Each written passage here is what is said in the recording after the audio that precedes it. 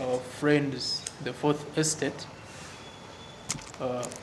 We thank you for the work you're doing. We thank you for the work you're doing as the Fourth Estate in educating, informing, guiding, and entertaining the nation, but most especially informing and guiding our country, Uganda. We welcome you to this press address, and this emanates from what is transpiring in the country. My name is Mukiga. I am the founder and team leader Rise Against Poverty organization, RAP Uganda. RAP Uganda is a network of different stakeholders, different professionals, different people who have a common goal of ensuring that we can have a better country, promoting civic education, advocating for transparency, and other issues that we handle on a daily basis. So with me, fellow members who will of course introduce themselves, but now we immediately switch to the cause as to why we are here today. As you all know, I know as journalists you've been following what have been transpiring in our country. A lot of issues have been transpiring and are still unfolding in our country, Uganda, especially in the 11th Parliament.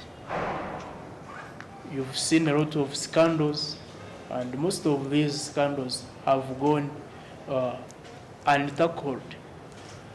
They've gone uninvestigated, as if the situation is normal. And we are concerned.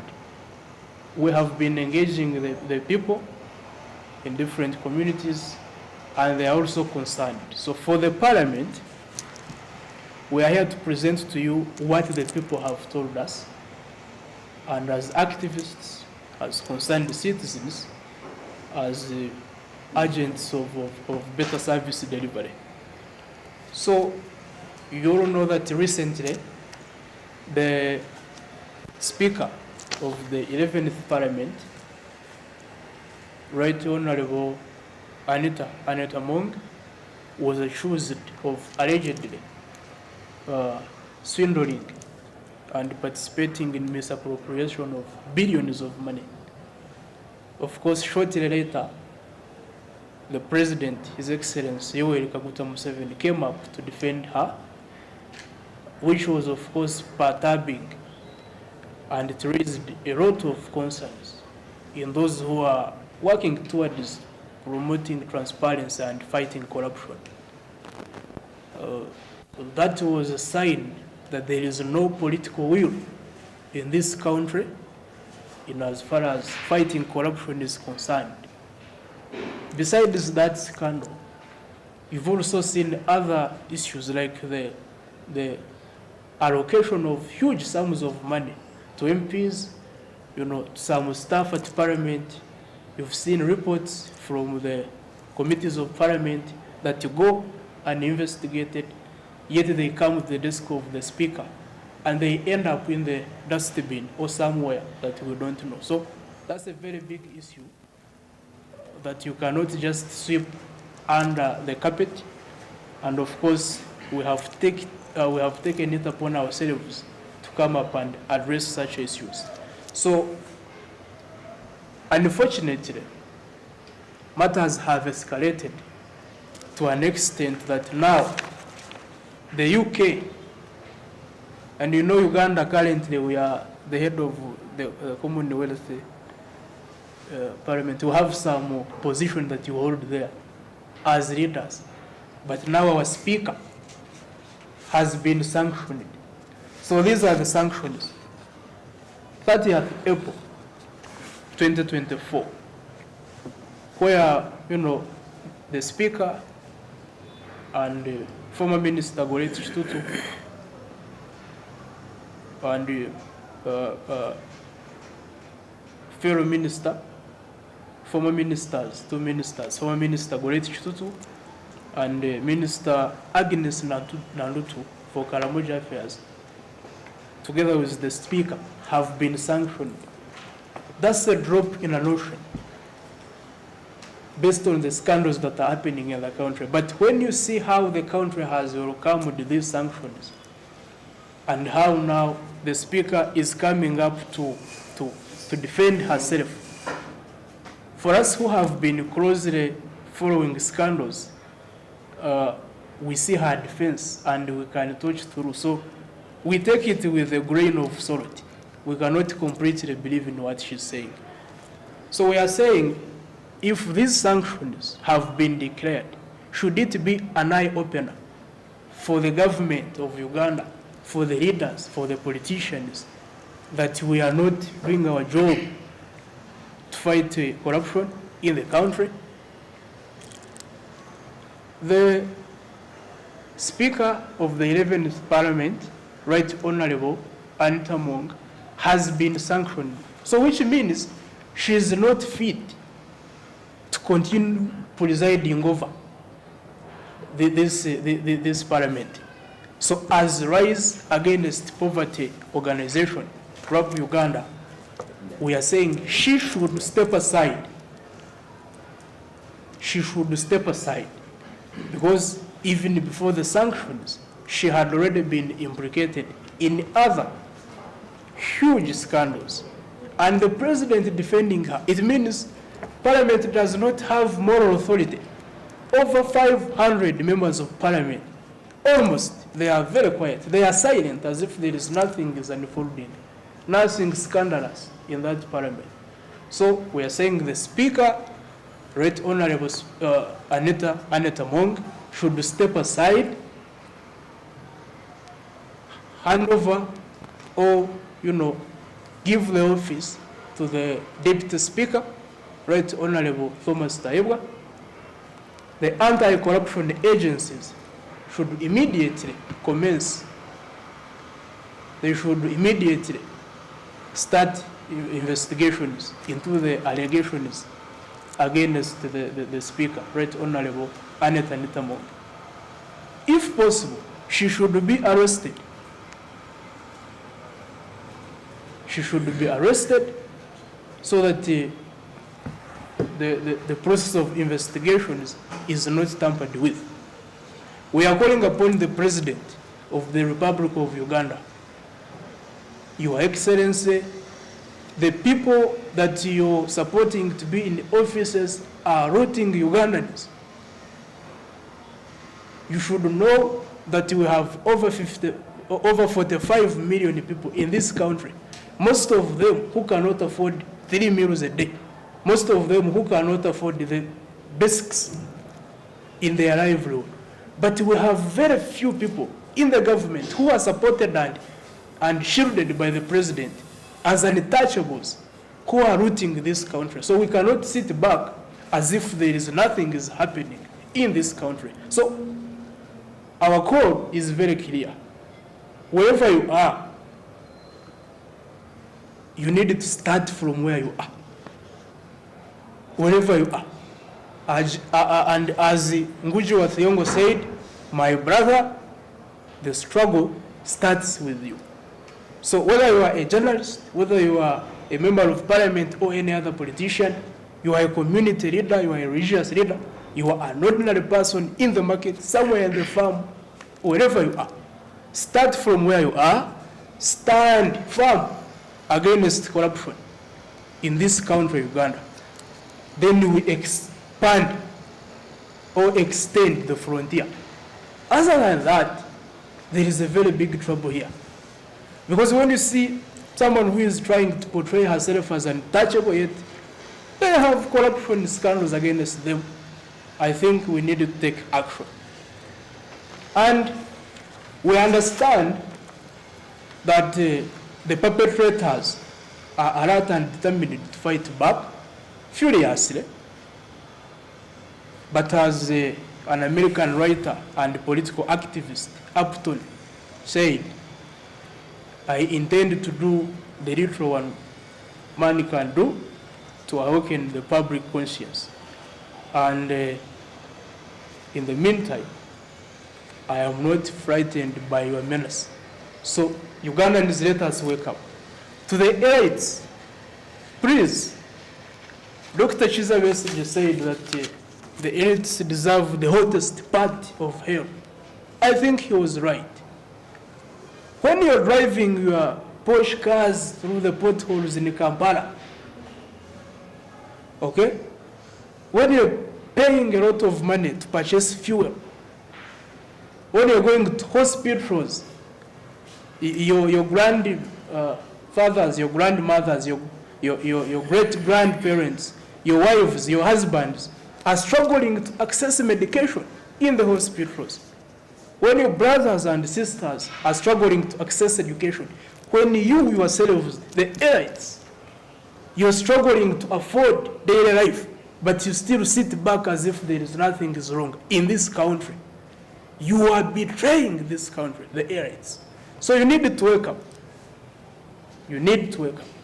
So as Rise Against Poverty, we are doing our part and we shall stay on course because as usual, we have been doing our part. So let's please stand up firm and fight corruption and other tendencies that are hampering smooth service delivery and of course development of this country. Finally, the Right Honorable Speaker Anita Mong has been trying to find some defense, hiding behind the Anti-Homosexuality Act, that they are targeting her. No, that's a lame argument. And then how she stops fellow leaders from doing their job. When you find you're leading a parliament, you're presiding over a parliament of over 500 MPs, but most of them are afraid to speak in parliament. They are intimidated. Lack of decorum as a speaker, denying them a chance to do their job, and then you come back and say, I think I'm being targeted. That's a lame argument. And as a speaker, she should in fact apologize to the country for denying the MPs a chance to do their job. So she should stop hiding behind the Anti-Homosexuality Act because, in fact, the Deputy Speaker, Right Honorable Thomas Taibwa, is the person who initiated that issue. And later, Anita Mong jumped on it. Why are they not sanctioning the president who signed the bill into a law?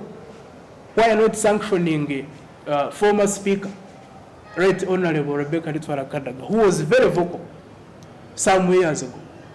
So that's just hiding behind the Anti-Homosexuality Act.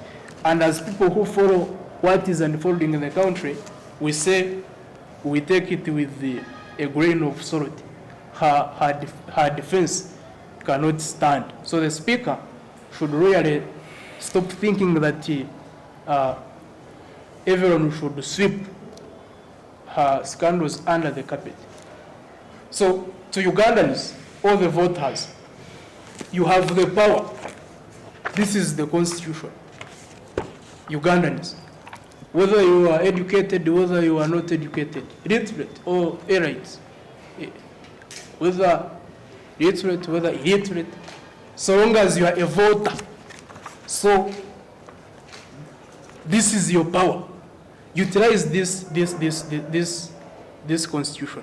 We are saying if the MPs cannot actively participate in processes of impeaching the Speaker, Right Honorable Anita Mong, if they cannot wake up to speak against the scandals in this country, especially in Parliament, then the voters should utilize Article 84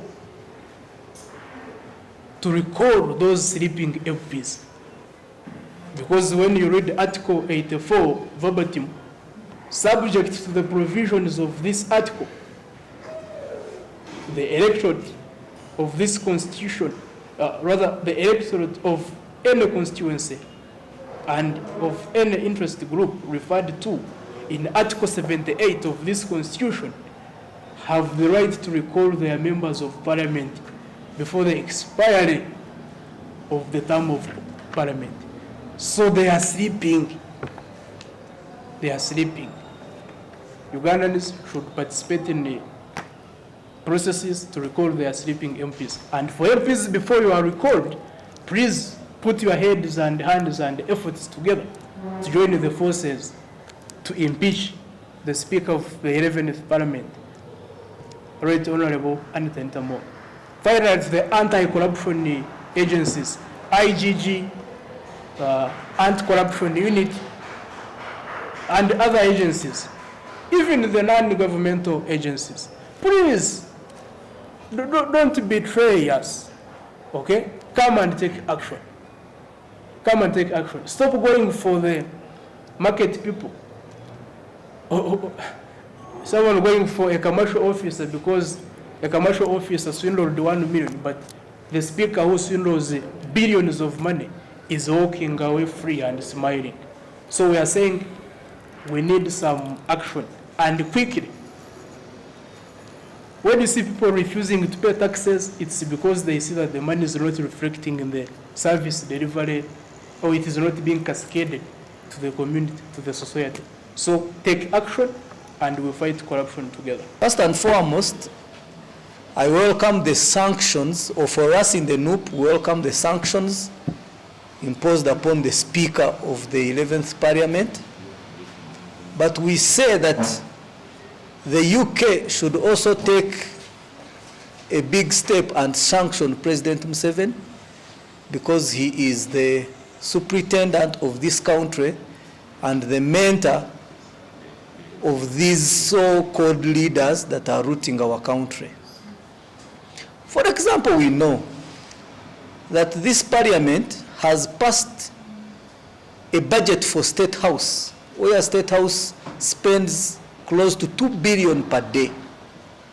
And for us as honorary Ugandans, we ask ourselves, what type of food does President Museveni and Mama Janet Kataha Museveni eat on a daily basis that requires the consolidated fund of Uganda to spend 2 billions?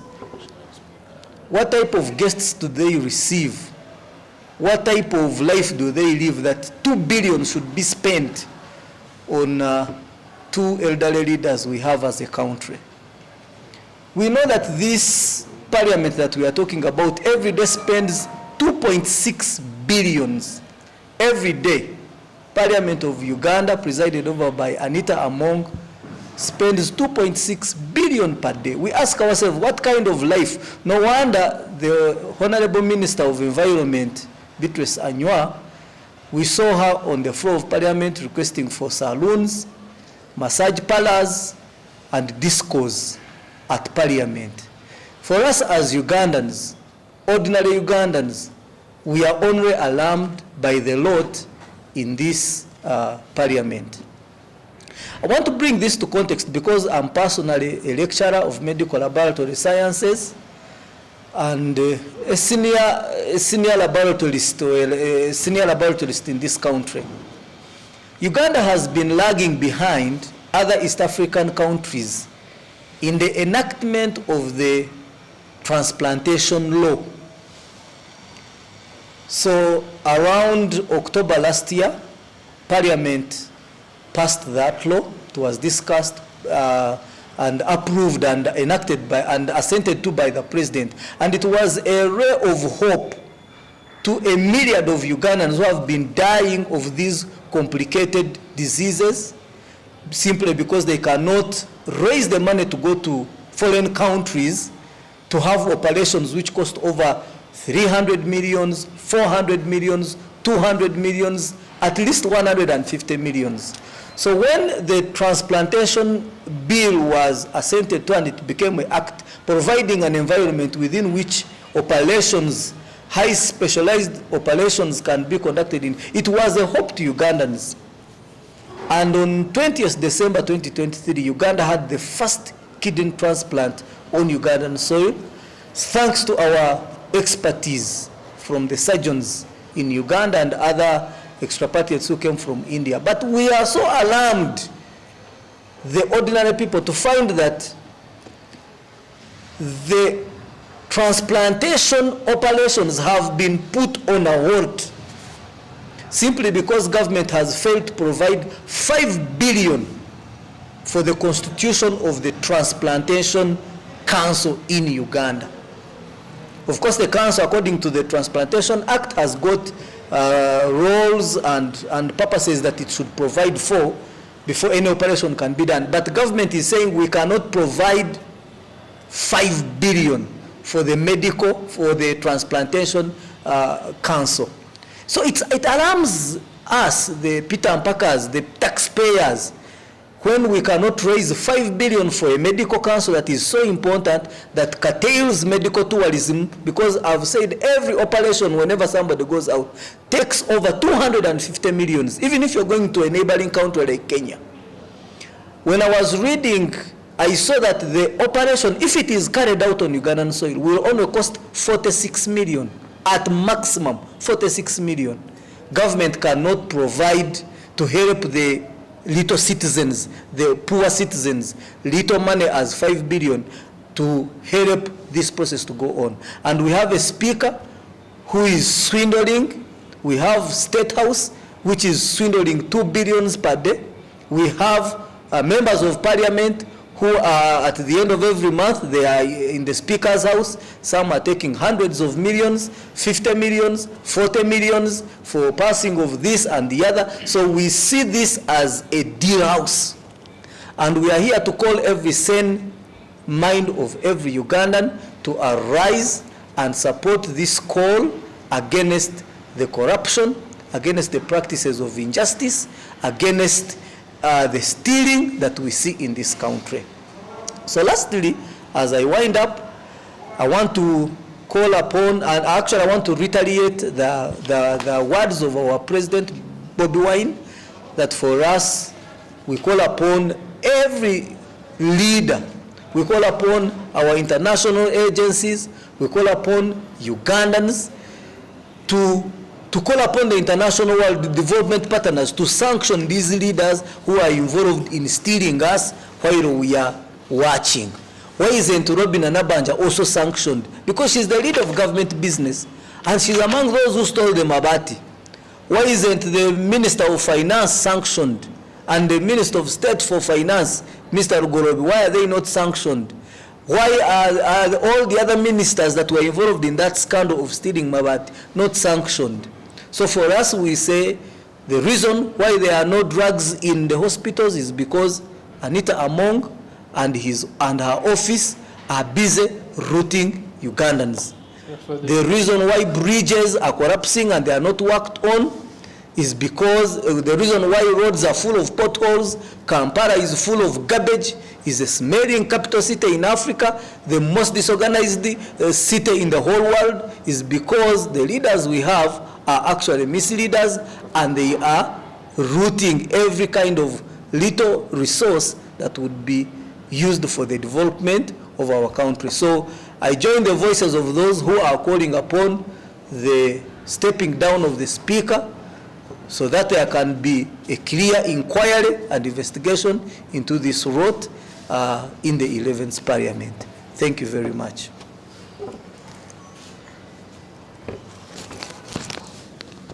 I'm the Secretary for Works, FDC NEC, but none all having been done and said, I'm an activist and a freedom fighter for the country, or for the liberation of our motherland, Uganda.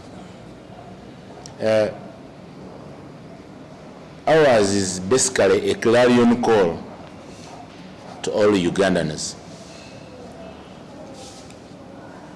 And I want to partly differ from my colleagues, though in line with what we are doing together. We have got two categories of people in the country. There are those who are benefiting from our taxes, and those who are the taxpayers, those who have been benefited from. We've been seeing all these things, by the way, both in the force media, the social media, and the social functions about the sagally and high rampant levels of the Vogue regime. And our clarion call is very clear. Article 3 of the Constitution is very fundamentally clear, and those who wrote the Constitution knew it would happen. For verbatim purposes, the Article 3 says, all citizens of Uganda shall have a right to defend, shall have a right and a duty at all times, one, to defend this Constitution, in particular, to resist any person or group of persons seeking to overthrow the established constitutional order, and to do all in their powers to restore the Constitution after it has been suspended, overthrown, abrogated, or amended contrary to its provisions. So if the parliamentarians have kept quiet over their boss, the declassment of the sagally or the corrupt, all Ugandans have a clarion duty to do. Whether in the first estate, whether in the government, because they are not all that bad, there are those who are also under same conditions like other Ugandans. Because of recent, you all saw in the news, good enough I'm addressing the land class and the team, where we have 30% of Ugandans with mental disorders. Some 2 days ago, I was at police, and I checked the murder and domestic violence cases increased during the month of February, the month of April, and the month of October, when kids are reporting back to schools. There is too much domestic violence. There are even murders, because the costs of those basics like education and health has been hiked by the Vogue regime of the corrupt leaders. I mean the corrupt rulers, actually. I don't think whether it would be prudent to call them leaders, the corrupt rulers. And the best wording should have been vampires. Because you can't imagine, in a country where roads are bad off, they are in intensive care, in a country where health systems are under drip and intensive care, in a country where you can have primary kids reporting at 1.8 million and finish P7 at 730, and 80,000 plus come out with failures, you have a parliament that can use 2.6 billion per day. You have a president and a wife that can use 2.1 billion per day. And people keep quiet clapping. So this is a serious clarion call to all Ugandans, whether young, whether old, to defend this constitution of ours. Or else, we just head to the grave with a coffin like stupid fries. That is here. My name is Denmark Adios Beinomugisha, and I am from Forum for Democratic Change, FDC, but mainly Katonga. I want to add my voice on what my brothers and friends from Rise Against Poverty have just said. It is our duty and our prime role as citizens of Uganda to demand what is ours.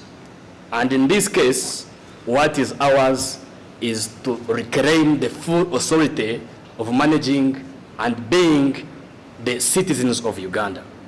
Therefore, I think what Parliament was created for is no longer what surely we are looking at.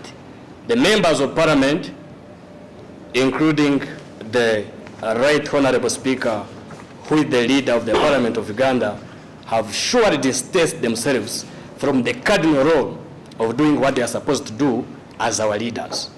It is true that I will not distance myself from what my brothers have just requested. The right honorable speaker among should resign. And it is our duty as citizens of Uganda to call for that, especially the young people, because you are the main people who are suffering from this, especially the elites that you have just talked about, the graduates who have surely, I can even say, wasted a lot of resources going to schools, going to the universities, have sold their parents' assets, going to the universities, and eventually after that, they fail to get jobs simply because the other team that we think that our leaders are instead looking at satisfying their own egos. I call you, ladies and gentlemen, especially the young people, to join the cause. Anita Mongi must resign. Name is Denmark, adios, Beinomogisha, and I am from Forum for Democratic Change, FDC, but mainly Katonga. I want to add my voice on what my brothers and friends from Rise Against Poverty have just said. It is our duty and our prime role as citizens of Uganda to demand what is ours. And in this case, what is ours is to reclaim the full authority of managing and being the citizens of Uganda. Therefore, I think what Parliament was created for is no longer what surely we are looking at. The members of Parliament, including the Right Honorable Speaker, who is the leader of the Parliament of Uganda, have surely distanced themselves from the cardinal role of doing what they are supposed to do as our leaders. It is true that I will not distance myself from what my brothers have just requested. The right honorable speaker among should resign. And it is our duty as citizens of Uganda to call for that, especially the young people, because you are the main people who are suffering from this, especially the elites that you have just talked about, the graduates who have surely, I can even say, wasted a lot of resources going to schools, going to the universities, have sold their parents' assets, going to the universities, and eventually after that, they fail to get jobs simply because the other team that we think that our leaders are instead looking at satisfying their own egos. I call you, ladies and gentlemen, especially the young people, to join the cause.